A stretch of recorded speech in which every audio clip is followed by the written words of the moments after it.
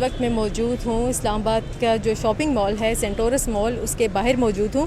اور کل یہاں پر شام کو سپہر کے وقت جو آگ لگی تھی کہ یہاں پہ تیسرے منزل پہ واقع ایک ریسٹورنٹ ہے، اس کے کچن سے یہ آگ لگی تھی، جس کے بعد سے یہ آگ پھیلتی چلی گئی۔ تو آج ہم یہاں پر موجود ہیں کیونکہ رات کو جو ڈپٹی کمشنر اسلام آباد ہیں انہوں نے یہ حکم دیا تھا کہ مال کو تحکم ثانی سیل کیا جاتا ہے، کیونکہ جب تک کہ انکوائری مکمل نہیں ہو جاتی، تحقیقات مکمل نہیں ہو جاتی کہ آگ لگنے کی وجوہات کیا ہیں اور نقصان کا تخمینہ کتنا ہے، تو اس وقت تک کے لیے سینٹورس مال بند رہے گا۔ لیکن آج ہم نے دیکھا ہے کہ یہاں پر جو رہائشی ہیں، کیونکہ یہاں پر اوپر فلیٹس بھی بنے ہوئے ہیں، اپارٹمنٹس ہیں جہاں پر غیر ملکی اور اس کے علاوہ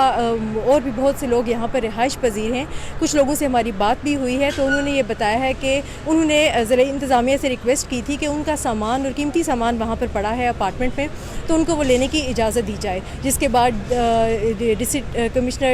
سی اسلام آباد نے اس حوالے سے تھوڑی سی نرمی کی ہے، جو انہوں نے قواعد بنائے تھے، اور انہوں نے یہ کہا کہ جو رہائشی ہیں یہاں پہ وہ اسٹاف کے ساتھ جا کے اپنے اپارٹمنٹ سے اپنا قیمتی سامان لے سکتے ہیں، لیکن یہاں پر پھر بھی رات نہیں گزار سکتے، صرف جائیں گے اور اپنا سامان لے کے واپس آ جائیں گے۔ یہاں کے جو ایڈمن مینیجر ہیں سپتیلی، ان سے ہماری بات ہوئی ہے تو انہوں نے یہ بتایا ہے کہ جو بلڈنگ میں جو فائر سیفٹی جو انتظام ہے وہ موجود تھا، کیونکہ یہاں پر اس وقت ہزاروں کی تعداد میں لوگ موجود تھے، تو جو ایمرجنسی ایگزٹ تھے وہاں سے بھی لوگ باہر نکلے ہیں، اور جو سینٹورس کی سیکیورٹی ہے انہوں نے خود ان کو وہاں سے باہر نکالا ہے۔ اس کے علاوہ انہوں نے یہ کہا ہے کہ